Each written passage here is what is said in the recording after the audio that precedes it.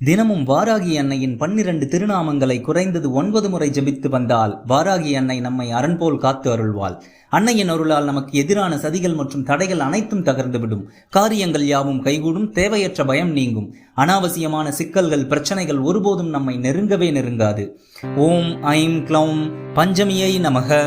ஓம் I'm க்ளௌம் தண்டநாதாயை நமக.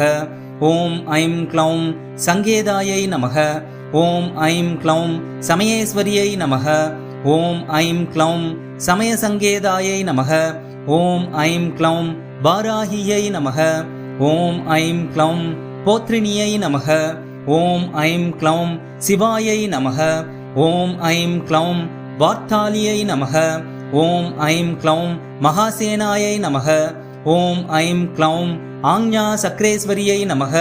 ஓம் I'm க்ளௌம் அரிக்னியை நமக.